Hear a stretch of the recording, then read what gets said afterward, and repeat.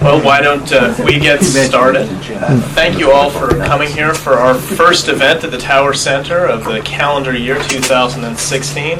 If it's anything like last year, we're going to have quite a program for you this semester and in the fall semester. And it's our real pleasure to kick it off today with a very special presentation from Satoshi Ikeuchi, the University of Tokyo. Professor Ikeuchi is a specialist on Islam and Middle Eastern politics. He's published very widely on these topics, as you can see by his biography in front of you. His latest book is called The Shock of the Islamic State, which is a bestseller in Japan. Congratulations on the book. And that is going to be his topic today, where ISIS or the Islamic State is today, maybe where it's going in the future. So with that, I will turn it over to Professor. Thank you for the introduction.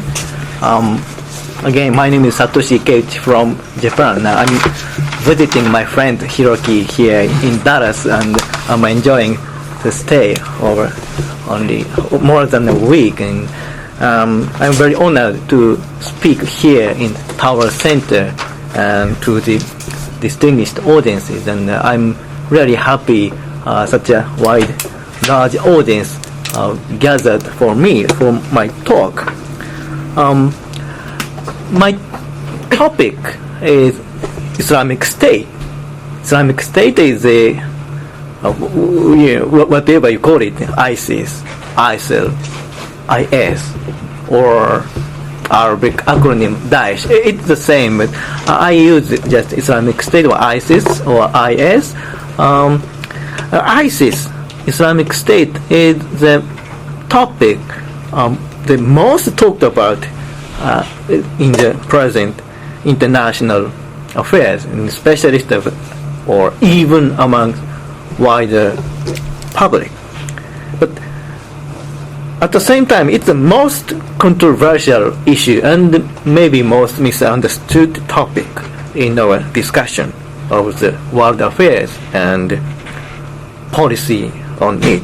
So I start from just showing some maps. Maybe for most of you, it's you are used to these maps nowadays because ISIS issue is widely reported by mainstream media. But just sum up some of the notion I want you to grasp again. The first map is obviously, now I think you are used to this kind of map. This is map of Syria and Iraq.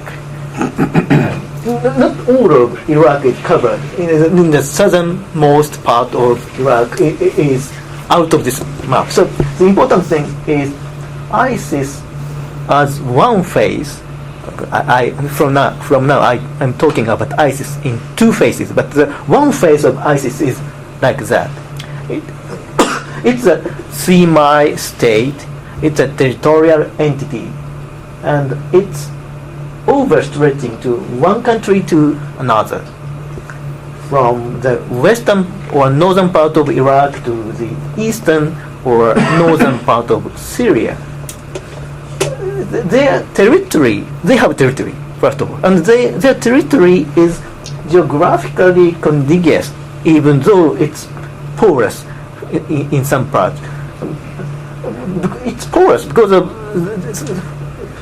some part of Iraq and Syria is not arable and no one inhabits it. So it doesn't mean their rule is weak or their rule is not contiguous. Basically, their rule in Iraq and Syria is contiguous. So they have geographical entity. If they expand geographically. Well, there's another map. I think the best map is this. It's not the latest one, but I want to show this map to you. Just make it to give you some idea. Another phase of ISIS. Another phase of ISIS is a kind of incident or phenomenon. You remember many incidents all over the world. Recently, in San Bernardino, in California, ISIS in another phase is global one, not limited to Iraq and Syria. So this map shows you another kind of ISIS. So the task for us now is how to understand consistently this comparing kind of phenomenon. ISIS has attacks and terror, bombings, and ISIS has some territorial entity in okay. Oh. Yeah, but okay. You remember the first map? It's about Syria and Iraq, and under the intermediate kind of ISIS, maybe something like that. Libya and Egypt. Of course, Egypt is not under ISIS rule, but in okay, thank you. In the far eastern part of Egypt, in the Sinai, there's a spot of ISIS control, almost control, and the governmental forces and the ISIS the units are making, some skirmishes almost every day. And in Libya, there are spots of influences and rules by ISIS. So this is on the middle. ISIS as a state in Iraq and Syria, and ISIS as incidents of terror attacks all over the world. And between them, ISIS new expansion in some of the Middle Eastern countries. In some part of Yemen, ISIS making some incursion, but it's not so secure one. So, but in Egypt and Libya, ISIS has secure standing, secure hold of some land. So that's the middle. Okay, so I start to explain what's behind this. This talk, I rather concentrate on ideology or concentrate on organizational theory. But first of all, maybe some of you are not, some of you are not agreed with even basic terminology, ISIS or Islamic State, something. Even how we call it is subject to dispute. I call it usually ISIS or Islamic State or ISIL, almost interchangeably. But some argue that to call them Islamic or Islamic State in itself is a part of the problem. To put the word on them, Islamic, is a huge disregard to world Muslims all over the world who are law-abiding citizens and who has sincere faith of Islam. So, to such, for some, we should call them Daesh.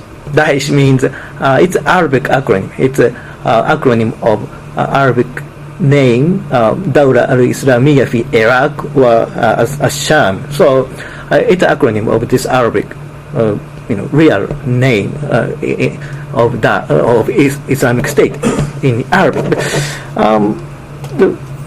For example, even Secretary of State John Kerry sometimes uses this Arabic acronym, and there is some merit in it. I admit that, but I still continue to use the term ISIS or IS, Islamic State. It doesn't mean I'm saying IS, Islamic State, is the only or true Islam, or I don't think Islamic State represent majority view of Muslims or their aspirations.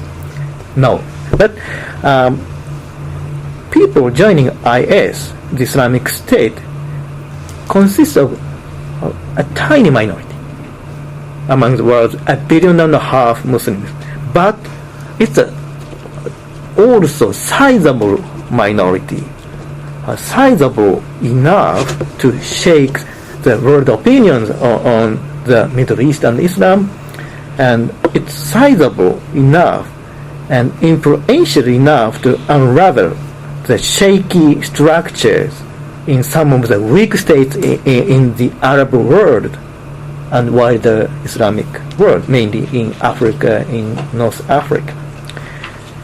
The rise of this entity called Islamic State changed the delicate balance of power in the Middle East and North Africa. We must face with it. We must face it with it as it is.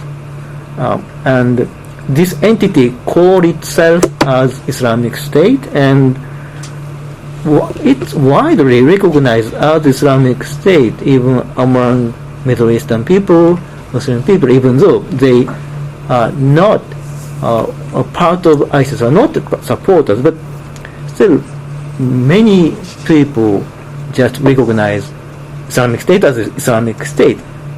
So we have to face with this reality.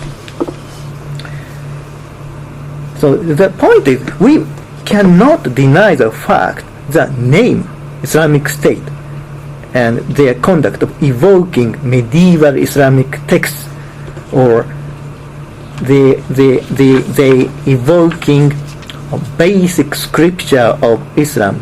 They are their resources. That's their resource to mobilize more people to their cause, even though many people reject their claims.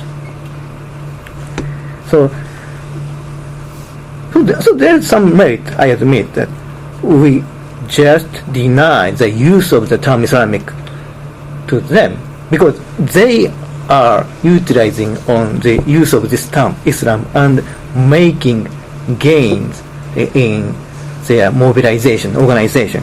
But from the analytic point of view, we better take its name as it is and understand how and why its names, its symbols, and its ideologies are influential to some Muslims or non-Muslims all over the world. To do so doesn't mean we give them a credit.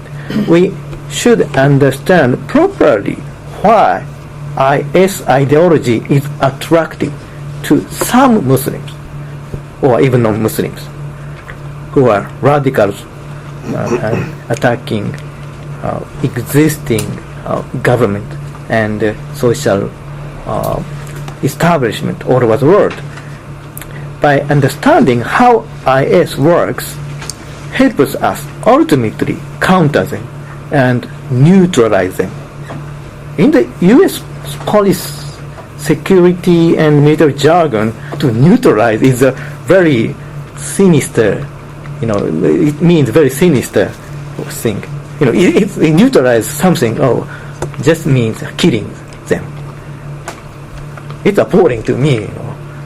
Neutralize in its proper sense of the word is let them continue to exist, but deprive them of their ability to inflict on us. That's, I think, in my understanding, the best understanding of the term neutralize. We should neutralize Islamic State and its ideology. To find a way to do so is the final purpose of my research. For that purpose, I concentrate on exposing the fundamental mechanism of organization and mobilization of the Islamic State. So let's start with grasping the whole picture of IS. I have already shown the image of the maps, but Islamic State has two phases. One as a state, or state-like entity, state-like organization with a vast stretch of territory in certain part of the world, mostly in the Middle East and North Africa, Syria and Iraq, sometimes in Egypt or Libya. Maybe Yemen in the future, or maybe in some other countries, failed states in the future, but fortunately we have IS only in Syria and Iraq and in some remote part of Egypt. It's ISIS, this kind of entity, as this kind of entity, is an organization with a centralized command and control. In Syria and Iraq, they are based in Mosul and Raqqa. In Iraq, Anbar province in the western part of Iraq is one of the strongholds of ISIS. ISIS has a strong support in some of these areas under their control from the society, which became hostile to central government and central government policy of neglect. ISIS as an organization rules a semi-state, even if it is in a very primitive stage of state building or state formation. It rules in a very controversial type of governing procedures, with most controversial kind of ideology, but still it's kind of state, seminal state, even though we don't expect their future would be bright. Maybe within 10 years, IS as state in Iraq and Syria will cease to exist. But in my theory, something different will take over. So ISIS or IS as semi-state is very fragile, but something behind it is more strong, and it continues to be maybe harmful to us. So we should continue to grapple with them, I think, for foreseeable future. ISIS as such kind of organization or semi-state came into existence in June 2014. An entity or a group claiming itself as Islamic State in Iraq occupied a vast stretch of land in Iraq and then in Syria, and they declared caliphate. It consists of, at the core, at the start, tens of thousands of local Iraqi and Syrian fighters, and also famously they bring foreign fighters, or so-called mujahideen, from all over the world, mainly from neighboring Arab countries, but as US and European Main Street media reports, there are also mujahideen fighters coming from European or West European countries with a large immigrant community from North Africa and the Middle East. But some says there are Russian-speaking jihadists coming from Central Asia or Caucasus, and some others says that Southeast Asian Muslims are also joining ISIS nowadays from Indonesia, Malaysia, and the Philippines. There are allegations by Chinese government nowadays Chinese Uyghurs are part of IS or other jihadist fighters, jihadist battalions fighting Assad regime in Syria. Islamic State claims its territory and its ruling ideology is caliphate, which in general terms has positive connotation for Muslims all over the world, and even obligation for Muslims joining caliphate if it's a real caliphate. If it's a real caliphate. On the condition of that, theoretically, Muslims are obliged to join in Islamic jurisprudence. Of course, not the majority of Muslims all over the world don't join, but some join, and some take up this course as true course.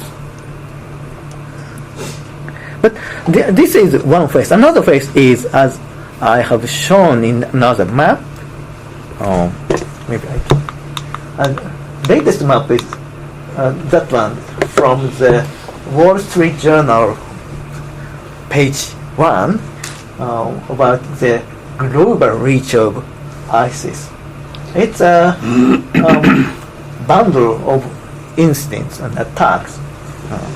For example, famously, November 13th last year in Paris, 3 coordinated attacks targeted soccer stadium, a theater, and cafes in the thriving Main Street.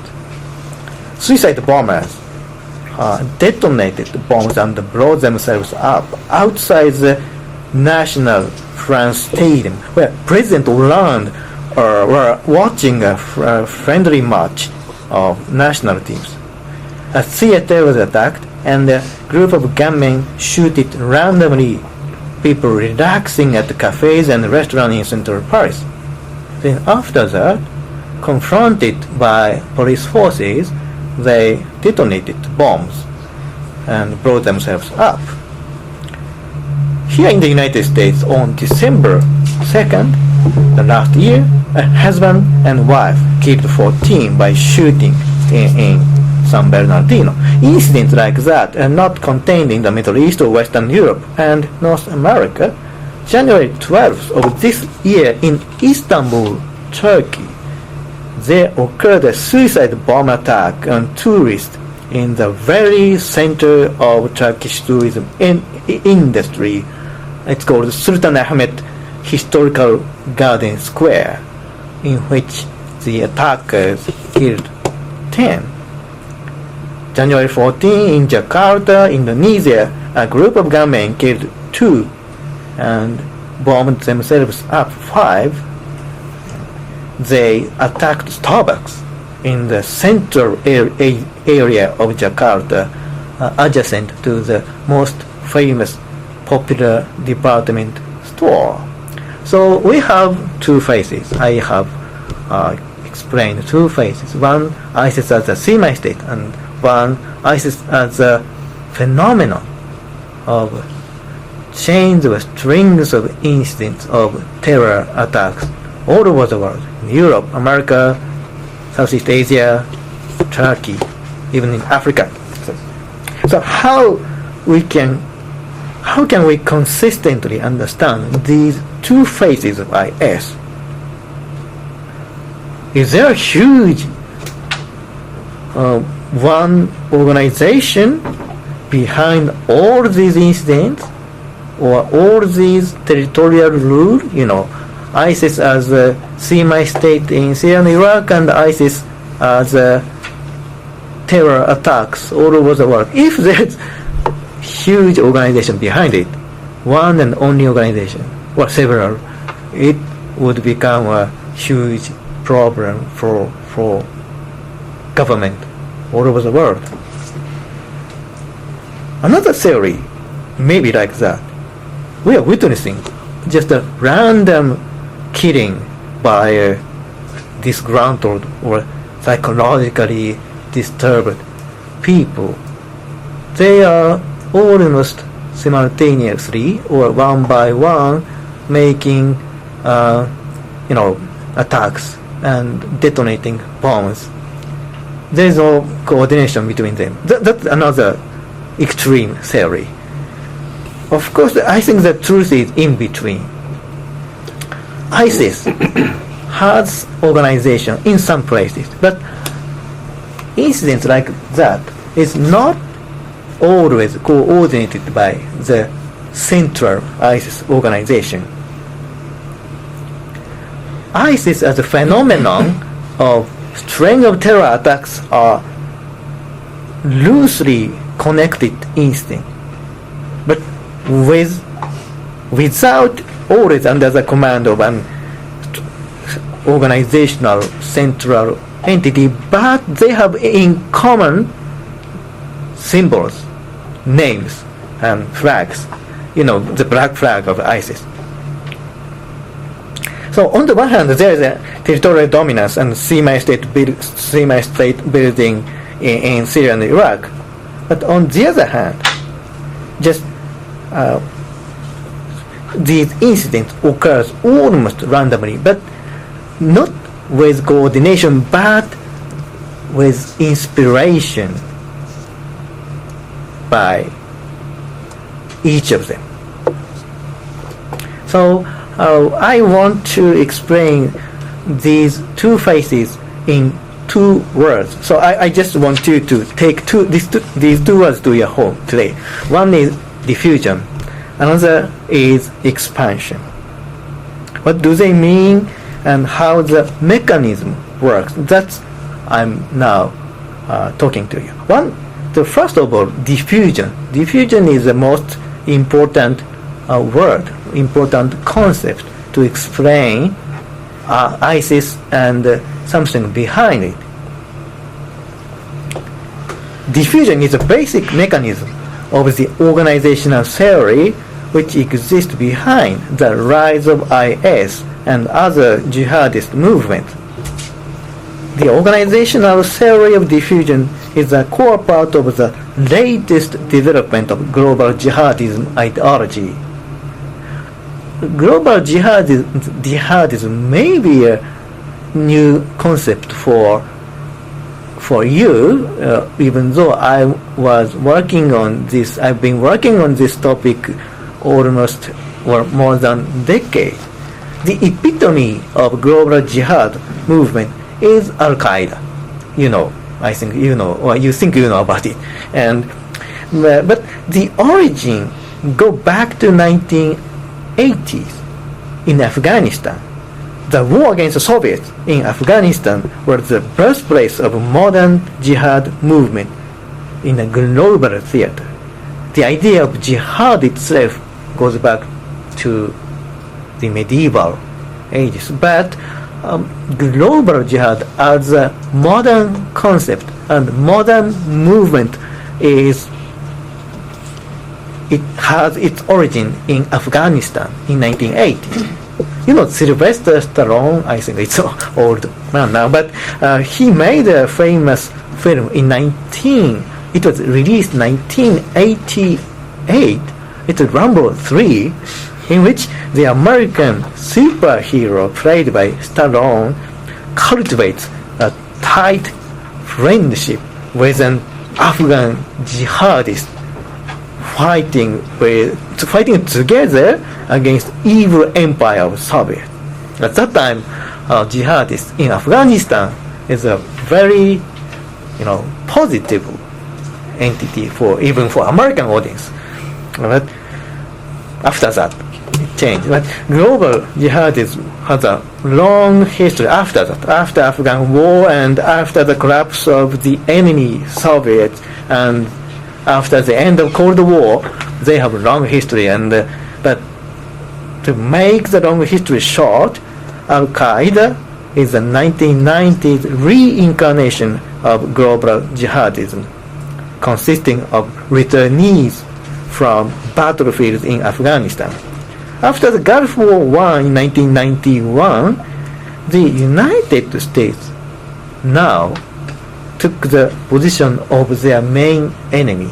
In the 1980s in Afghanistan, United States were allied for their stand of view. Their means global jihadist stand of view. But after 1991, after the collapse of the Soviet Union, after the Gulf War and the rise of American dominance, the solitary dominance in the Middle East makes United States, in the eyes of global jihadists, the one and only enemy.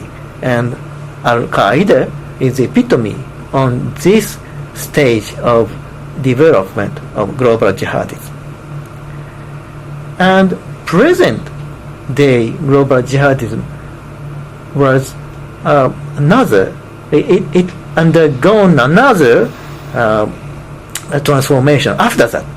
After 9/11, global jihadism was subject to change under the heavy pressure of United States war on terror.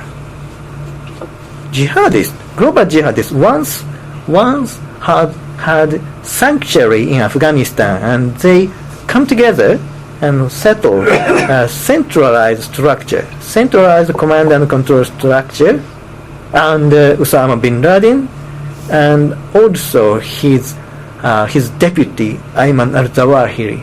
After the death of Osama bin Laden, Ayman al-Zawahiri, Egyptian, took over the leadership position. And in Afghanistan, after the end of Afghan war and after the taking over by Taliban regime, global jihadists found sanctuary in Afghanistan, and over there they set up clear structure of centralized command and control, and from there they attacked many U.S. Assets all over the world. So it took the form of terrorism, but it was controlled and planned in the center. But after 9/11, it became impossible for them operate in the open field, in overt organization. After 9/11, U.S.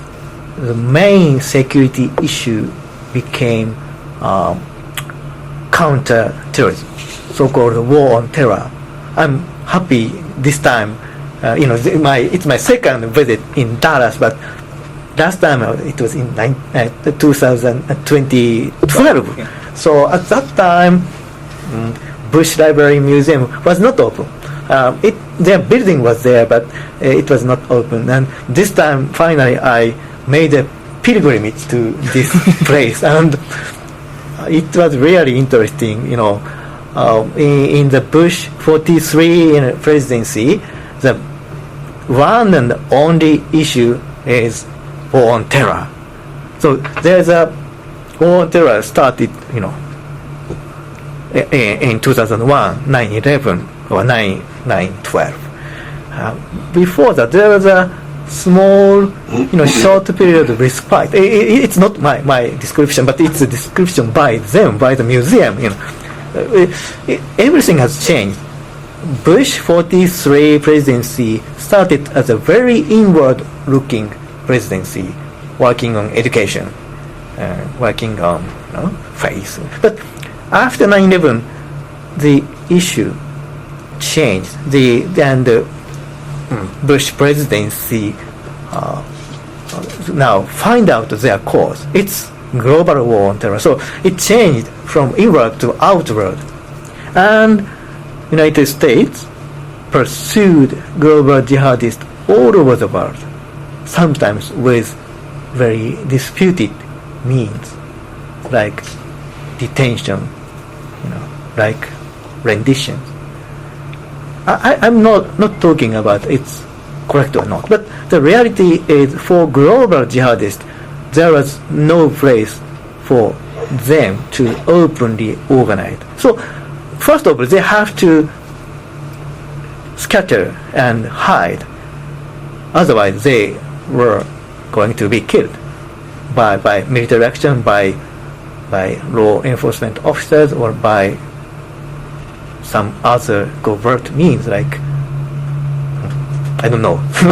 But they scattered and they hide it, and they transformed their organizational theory in this dire condition. And in my research, the most important theory under this pressure is a 2008 published book called A Call to Global Islamic Resistance. It's in Arabic, book, but it's not published physical way, but it's published in online, and its Arabic title is Dawa إلى المقاومة العالمية الإسلامية. It's a it's a 1,600 pages compendium of jihadism theory and practice. It's on the website. I think we still access to it. It's on the jihadist platform. It's freely downloadable. And Western and Israeli intelligence and law enforcement officers access them and analyze them. They, of course, they took note of it. Took note of the importance of this huge theoretical work. There's a English translation, some part of it, English excerpts, and English excerpts is also widely, available online. The irony of it, the excerpt made by researchers working on counterterrorism was usurped by editors, of course, the editors of jihadists. Editors of jihadists magazines, they don't care about, intellectual property. And first of all, where is the intellectual property? It's originally jihadist theorists' Arabic work. And of course, I don't think Israeli or American law enforcement officers pay the fee for translation. So both of them, they're doing infringement of some basic intellectual property rights. But anyway, the irony is those researchers working on this huge theoretical work, and they made excerpts in English, and this English version was published by notorious jihadist magazine Inspire, and it was accessible to non-Arabic speakers. So it's irony that counter-terrorism officers, researchers made it easier for world, disgruntled young men and women to have access to this dangerous, theory. And in the organizational theory developed by this man, the book is written by a originally Syrian-born jihadist called Abu Musab Asuri. It's pseudonym, but usually we just call him Suri. Suri means Syrian, but among the jihadist circle, he is very famous. Abu Musab Asuri. He was a kind of media or PR officer for Osama bin Laden in 1990s. He has some connection to mainstream media at that time, like CNN. So there were famous interviews by mainstream media in 1990s of Osama bin Laden, which makes him gave him world fame. The author of this book, Asuri, is a media officer bridging Osama bin Laden and some reporters of mainstream media. So he is very good at propaganda, and he is very good at theoretical issues. And in under the condition of war on terror and its huge pressure on them, he transformed the basic organizational structure or non-organization of Al-Qaeda and make it different thing. The organizational principle, it's not organization, it's not clear organization, it's not structure. So now it's only a principle by this author. After 9/11, after War on Terror, global jihad will become principle or become idea. People access this idea voluntarily. You don't need to set up a school of jihadism. Idea is on the website, and people all over the world, individuals, just access them, and they do it what they can, where they live. Or maybe where maybe they find in some places like Afghanistan in 1980s, or Afghanistan in 1990s, or Kosovo in 1990s. They, of course, they can freely move and travel, and if possible, set up organization in a failed state or in a civil war situation. So it's kind of a pendulum theory. Basically, after the 9/11, it's impossible, or it's almost, it's dangerous for global jihadists to make clear organization and militarize them. But if possible, if they find a place to operate as an organization or military entity, they do it. So it's a pendulum from the extreme of small cells, mutually disconnected small cells, do some terrorist act, and on the other extreme, if they find somewhere like Afghanistan in the past, they'll travel to it and set up a clear organization and govern and rule to set up caliphate. In 2008, when this core theory, or it was theory book was published online, it was almost farcical to expect they can build a caliphate in somewhere in the world. So at that time, the theory was basically about diffusion. Diffusion means they diffuse ideology, and jihadists will just diffuse themselves to avoid pursuit by U.S. authority, and they'll become a loosely knit network of cells or even individuals. They are intent on continue jihad. So in that theory in 2008, main topic was how to continue jihad as a phenomenon, not an organization. In one case, he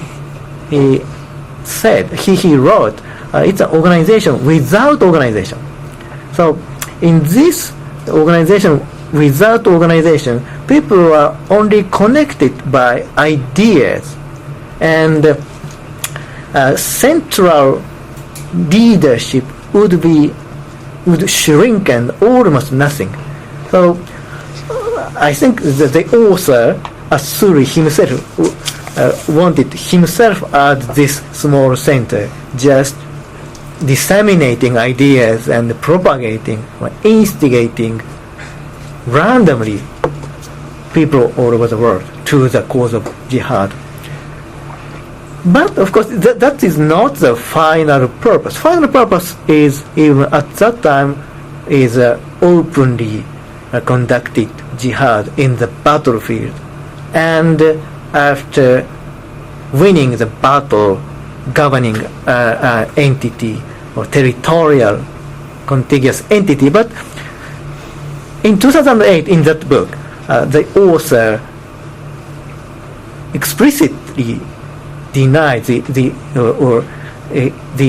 possibility in the near future of this setting up caliphate.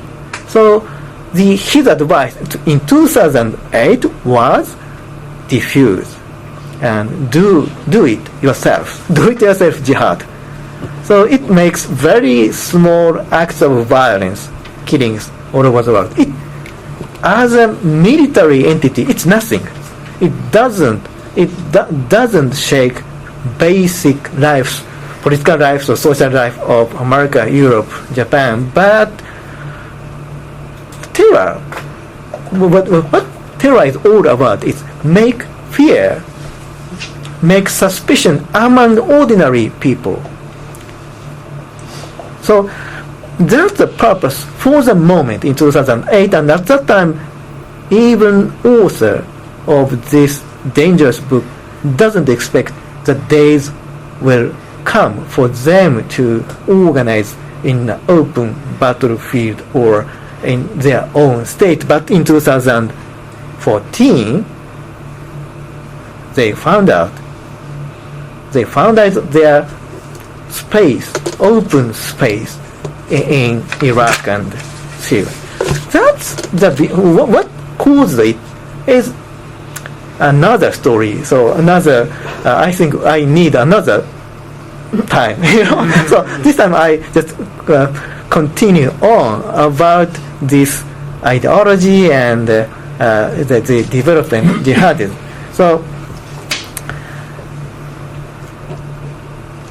I'm almost done about it. But the final point is the present one.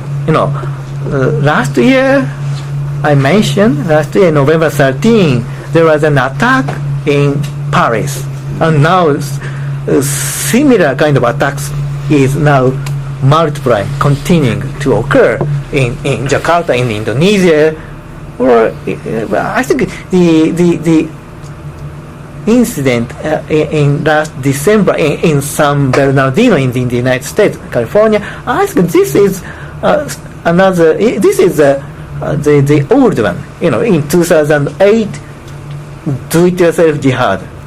But nowadays there are many more hybridized type of incidents.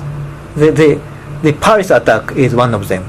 Maybe Turkish Istanbul attack is another incident, another example.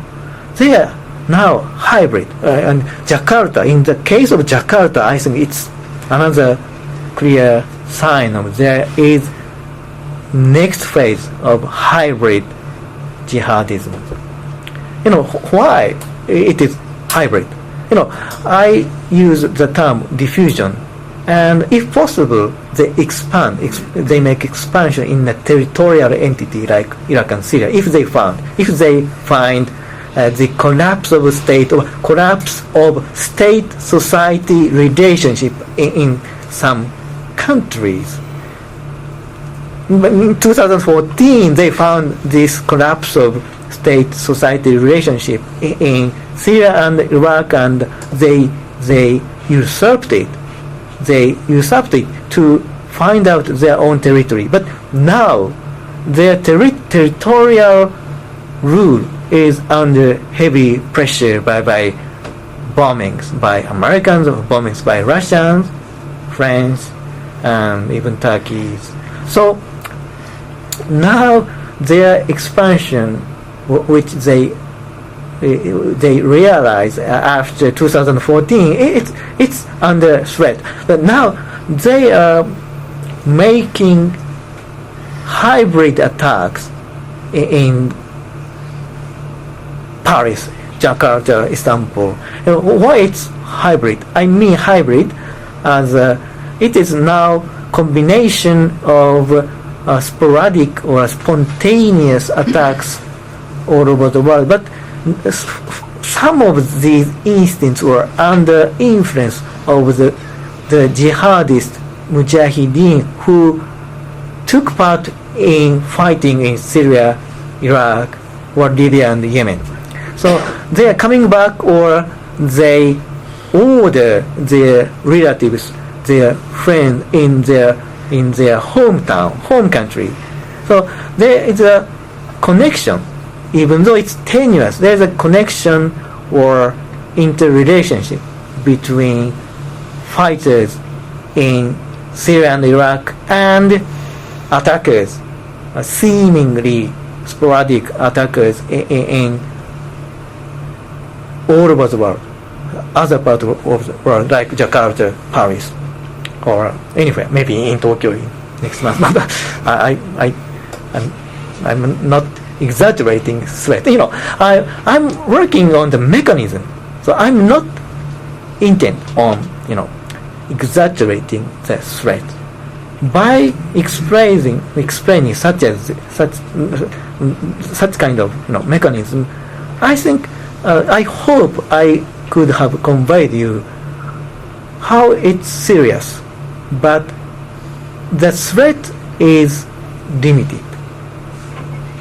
If we think that, if we suppose all these incidents and all these military actions in Syria, Iraq, and in Paris, Jakarta, if we suppose behind it some strong centralized entity, it would be a big issue.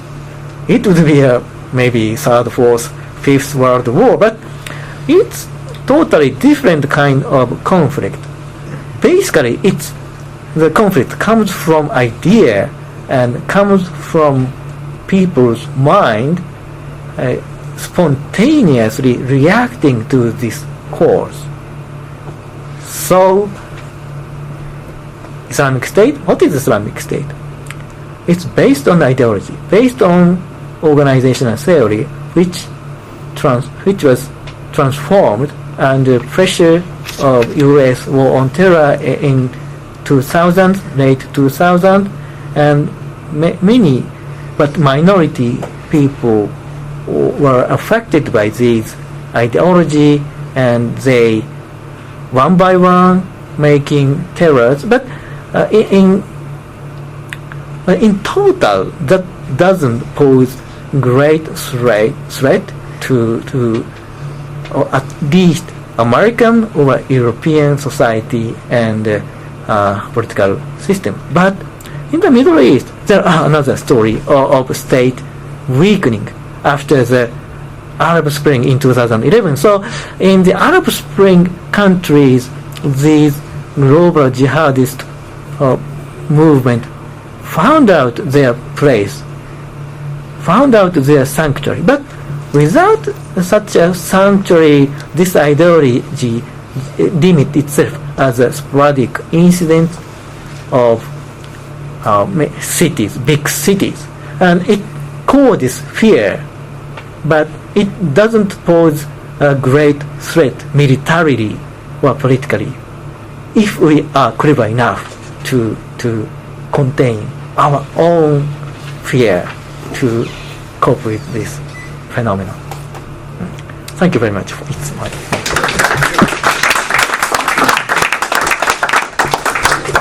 I'll keep the list of questions, and I'll also start off the questions. The story you tell suggests that there's almost a cycle of violence. Yeah. So in the 1990s, Al-Qaeda has a refuge in Afghanistan, parts of Pakistan. Most of the world doesn't care, right? It builds an organization, it builds training facilities, it has a structure, and then it goes out of area and does a spectacular attack on 9/11. Suddenly the United States cares very much, and it wages a very, very intense campaign against Al-Qaeda and basically shatters that organization, kills leaders, prisons, and so forth. And what does it turn to? It turns to diffusion. How do we exist as without having organization? How do we spread the ideas? How do we keep jihad going without an organization? Well, then all of a sudden, you have an opportunity to build another sanctuary in Iraq and Syria. Given the breakdown in both countries, given the U.S. exit from the region, suddenly there's space to rebuild again. And now ISIS is conducting more attacks out of area, and look what's happened. The Obama administration is going in again, and France is going in very energetically, bombing Raqqa and other countries. Is this something that you see as likely to just continue happening over and over again?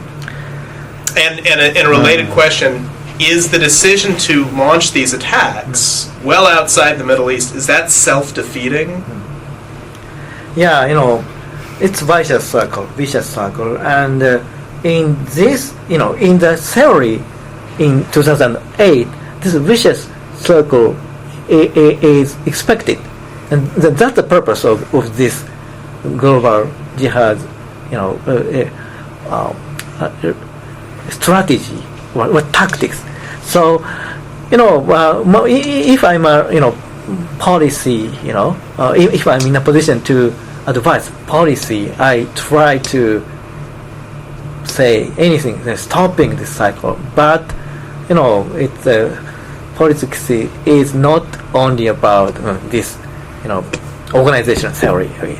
It's more than that. So, yeah, I think, for example, France bombing Raqqa in Syria to counter the attacks in Paris suburbs. It doesn't mean, it shows the strength of resolve of French people. It may show us, but and there's some hybridity connecting something in Syria and something in Paris suburbs. So there's some basic merit to do that, to bomb Raqqa in response to Paris attack, but it's part of this cycle. So even when the bombings are effective, very effective, and almost obliterate their organization in Syria, they just do it again. They just disperse themselves and do the diffusion kind of jihad and continue. So that's the idea, and this idea, still continue to attract some people, Muslims or non-Muslims, who are hostile to present condition of the world. So I think I don't see strong push to get away from this vicious circle for the moment. So just to follow up, yeah. from the perspective of an ISIS strategist, right, I conduct an attack in Paris or Jakarta or wherever, I have a pretty good idea that that's going to bring more violence upon me. Right? Does that help my organization in some way? Does it help me recruit people if I'm being targeted more? I'm trying to understand the logic of going out of area to conduct attacks. If you have a reasonable belief that you're going to suffer as a consequence, what's the logic there? Yeah, it's detrimental to their core organization. But if this core organization is already under threat, this kind of diffusion again in a hybrid attack would be more reasonable. It depends on the perception of each leaders, and I suppose, the Paris attack is not, from the central authority, but someone surrounding them. For central authority, it's almost suicidal now in that situation to give France to reason to cause to come in the battle wholeheartedly. But at the same time, there are many, it's not a centralized organization, so no one can direct, no one can make command what to do, what not to do. So for some, now is the time for revenge. Now is the time for them to be center of the stage, not in Syria, but in Paris, but in Jakarta. So the difficulty for us is there's no center actually. So everywhere they find out their center of gravity, and they are in a way competing each other. They are not opposing each other. There may have been some opposition of views and the strategies, but it's up to them, up to all of them to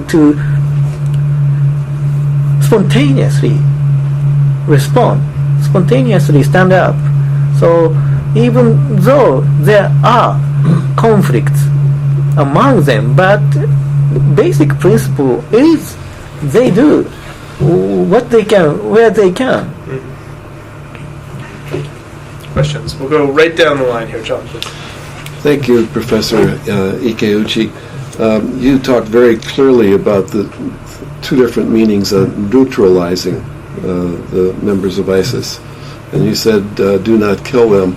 I wonder what your thinking is on then how to, I'll use the word convert or neutralize or whatever term you want to use, somebody that is a suicide bomber or the husband and wife that don't care if they end up being killed by doing their attack. How do you neutralize? When it turns to that moment of just detonating or just shooting in the face of police officers, of course we cannot neutralize without making coercive powers, without using it. But I mean neutralize them before that point. Use another term, convert. It's very too much controversial for them. If we use convert, the word convert, it becomes another issue. But neutralize means in any religions there are some types of some parts of such kind of issue, war and governing or war and rule, war and power. It depends on each religion, but I think even in Christianity or even Jewish religion, there is some element of related to war, violence, power, domination. It's human conduct. So each religion in some ways grappling with it. But in Islam, there are differences between many scriptures. So in Islam, I think it's religion of power in 7th century, and their scripture is composed like that. So for even for tiny minority in modern day Muslims, they evoke some parts of scripture and influence or mobilize some of them, but large majority doesn't care about it. But they cannot oppose openly to it for some circumstances, like in the Middle East. It's very difficult for them to stand up and say, okay, we now don't care about these scriptures. It's difficult. But to neutralize this kind of idea in the modern contemporary context means each Muslims can keep their faith as it is, as they believe, but this kind of it's like jihad or some other idea, core idea of political aspect of Islam, we cannot change it. It's very difficult. We cannot obliterate them from the text, but we keep it inactivated with many means.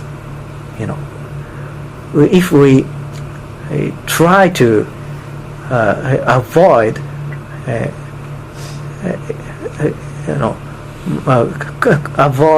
conflict with Middle Eastern states, or if we avoid the upsurge of the emotion against the injustices in the Middle East, in France, or in the United States, if we try to contain their emotions or aspirations, we can at least contain or make it the level of conflict, very low. I don't know if I could have combined this, but it's a very important part of it. Yeah. You didn't address much the existence of Wahhabism in Saudi Arabia, and that's really the origin, Wahhabi, in jihad. It goes far back before, right? And so my understanding was that Wahhabism took over the educational system in Saudi Arabia, and it continues today to preach its very radical doctrine to all the youth through the educational system. It makes me think of the left ideology on our campuses since the 60s, and how that infiltrates and continues to grow, continues to provide a source of future jihadis. And to the extent that that's going on there, the populations, the center of populations of Muslim communities that have begun for decades to exist throughout Europe and to some extent here in the United States also provide a breeding ground, even though on the surface, except until after 9/11, they look rather innocuous, or that's that neighborhood, or that's that community. They don't bother us. They're there, and maybe they're relatively peaceful as a group, but there are the radicals inside those centers of population. And then, I wonder if their idea isn't to ultimately infiltrate the United States with their strength in numbers, because you have even a member of Congress saying to the Americans, well, eventually we're going to breed you all out of existence, and we will have the power in numbers because we breed to take over. And they do. Their population growth. I'm asking you what you know about what I'm saying, because these are things that I have read that concern me in terms of being able to neutralize other than by police force or military force.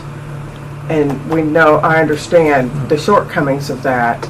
But you have all these other things going on all at the same time, and I didn't hear you address what could be done about all those other elements in the neutralization process. Yes, your point is important. Wahhabism in general and Wahhabism from strong U.S. allies, Saudi Arabia is feeding this kind of basic or medieval idea even in the modern context. So and they are exporting this educational curriculum and systems not in the United States but in the Southeast Asia or Central Asia, and in the Arab world.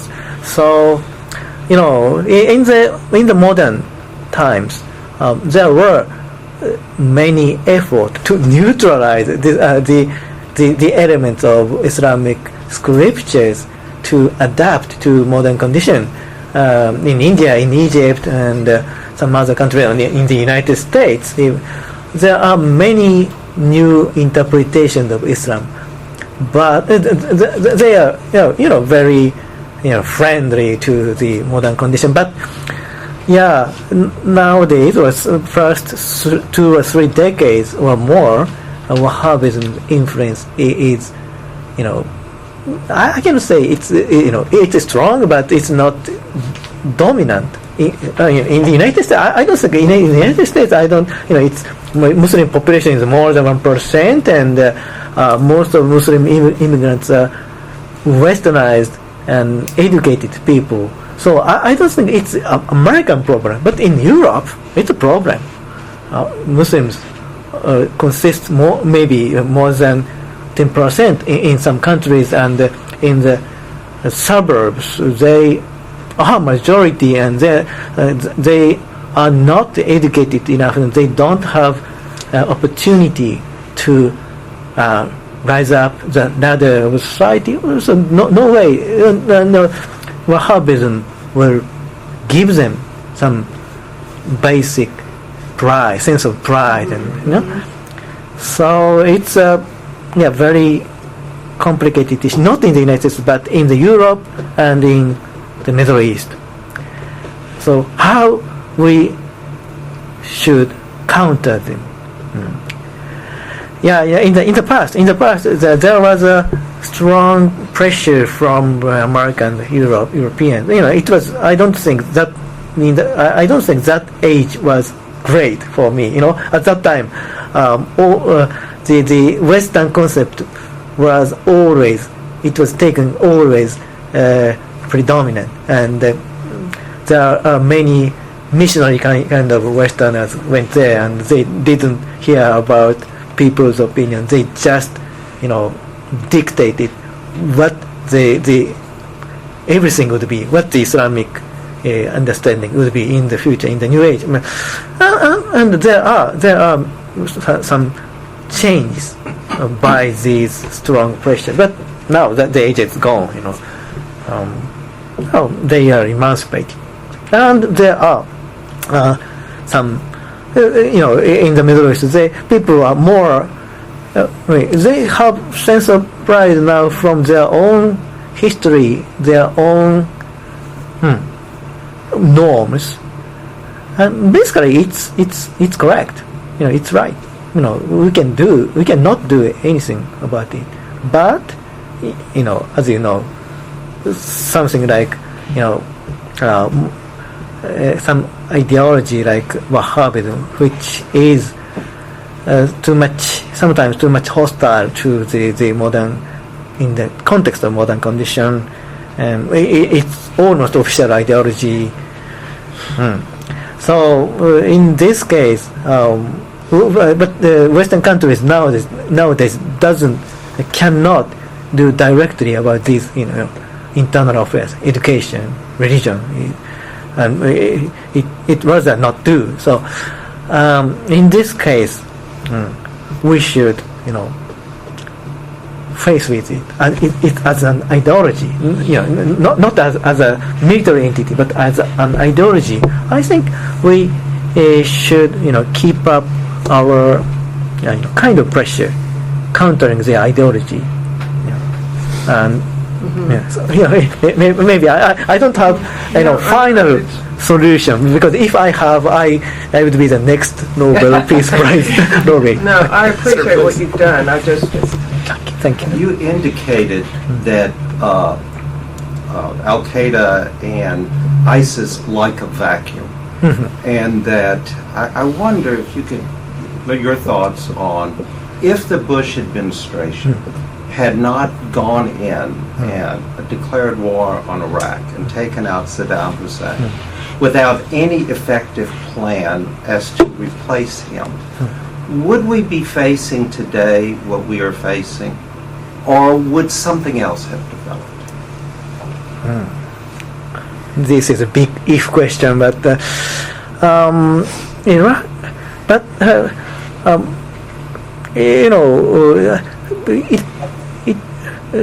we can pose another question, or almost the same purpose. If there's no Iraqi invasion by the United States, is there going to be Arab Spring? Arab Spring without Iraqi collapse. Is it possible? In my view, Iraq. American invasion of Iraq and the toppling of Saddam government is, an unintended precursor of Arab Spring, and it's very premature. But in the long run, Arab dictatorship couldn't, sustain itself. But in the long run, but in 2003, very prematurely, Bush government toppled Saddam regime, and Iraqi people were not prepared of the aftermath, and Americans were not prepared of it. So it makes the fertile ground for jihadists to utilize. And on the one hand, state structure was collapsed. State structure was taken away, and societal balance, by religious sects and tribes, and were disturbed in Iraq. And after Arab Spring in 2011, almost the same things happened, but not from outside, but from inside. This time, authoritarian regime couldn't sustain anymore their rule. There are societal change, media, and the generational change, and so in the long run the Arab states would have become weak. So but American premature toppling of authoritarian regime in Iraq, I think it exacerbated beforehand the situation.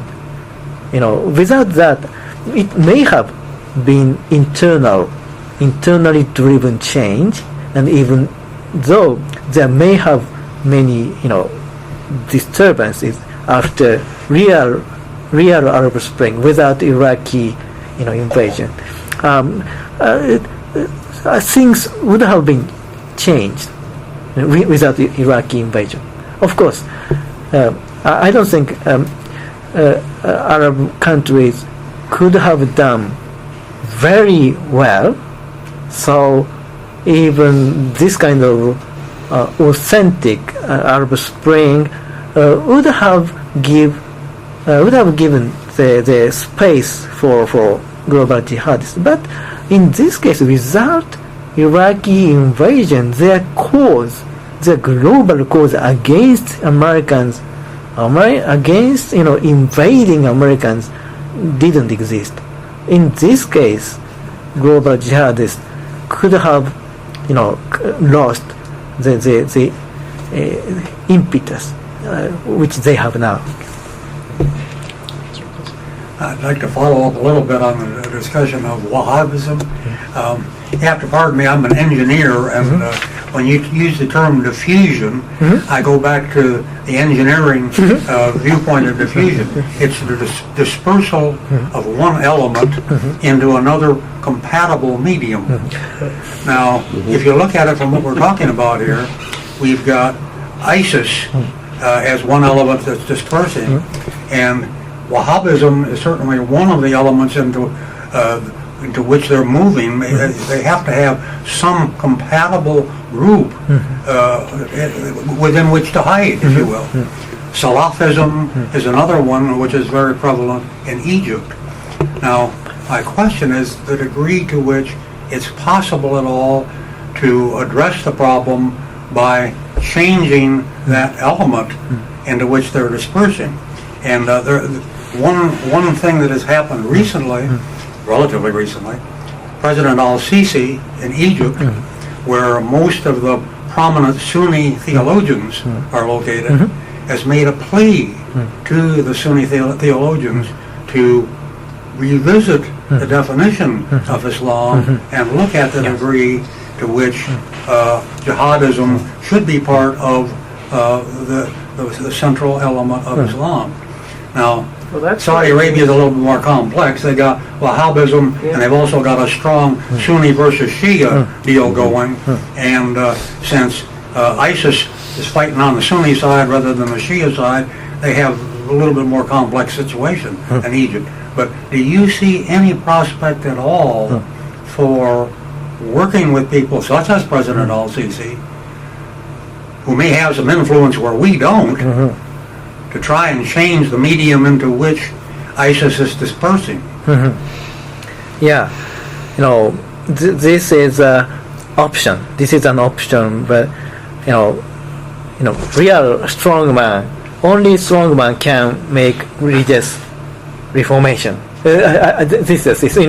Without strong, leaders, strong secular leaders supporting religious reformation. Without leaders strong enough, they will be toppled. So if they try to change basic concepts of religion, even though it was not active for many of the believers, but so Sisi, I think Sisi, as you mentioned, is a very one of the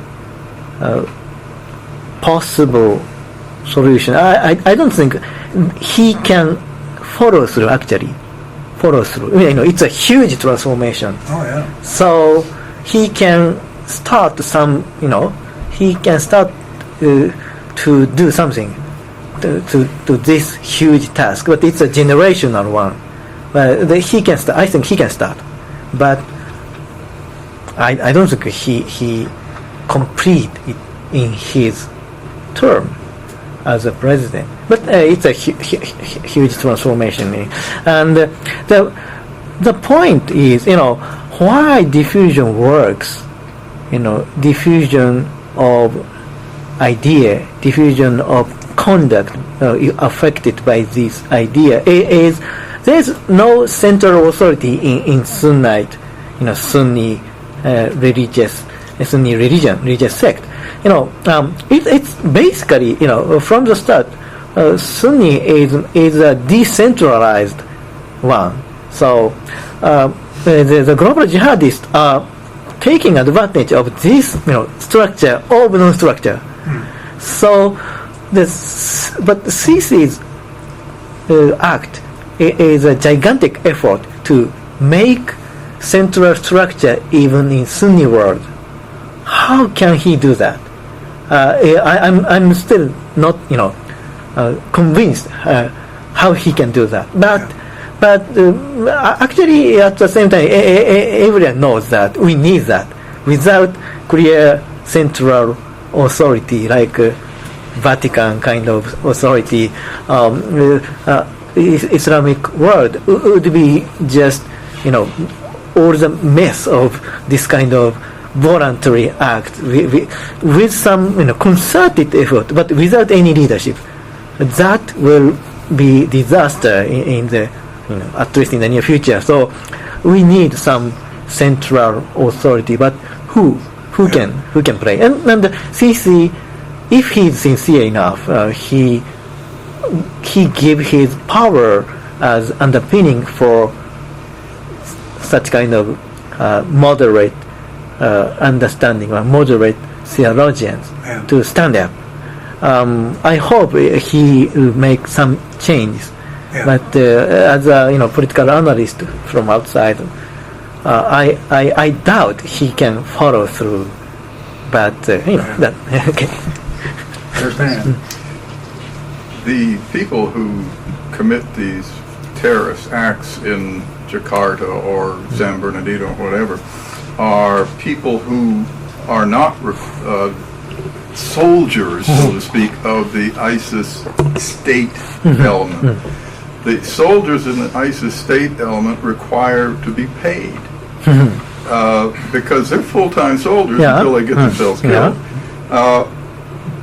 Attacking the ISIS finances, and we bombed their treasury essentially the other day. How effective might that be in undermining the ability of this caliphate to exist? I think the concerted effort in bombing their basic infrastructure, treasury, makes sense, and it's now it's working. But so their ability to govern and rule in certain part of Iraq and Syria is diminishing. So,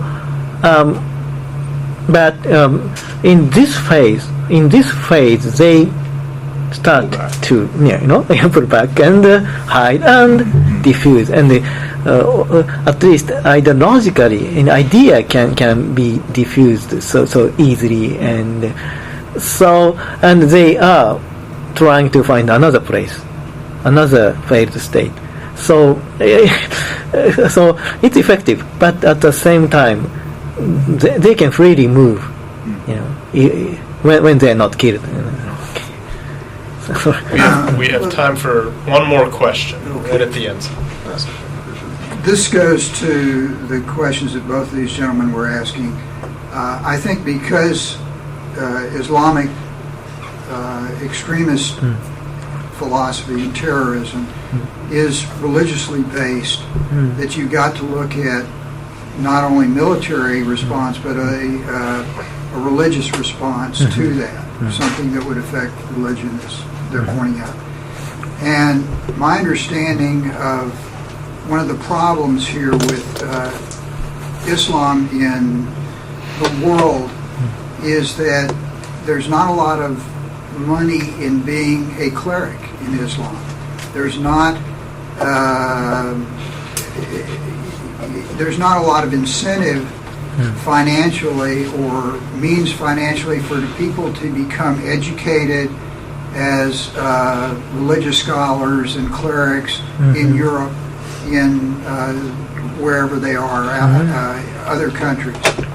And that makes the connection of Saudi Arabia with the Wahhabists very significant, because not only do they have some people in Saudi Arabia, which is one of the key areas religiously, but they're funding literature to go all over the world. They're funding mosques to be built, and most importantly, they're funding the education of clerics, which then go out to places all over the world, like, say, Rotterdam, where you have an indigenous population that is people growing up in a European culture, exposed to positive ideas about democracy and tolerance.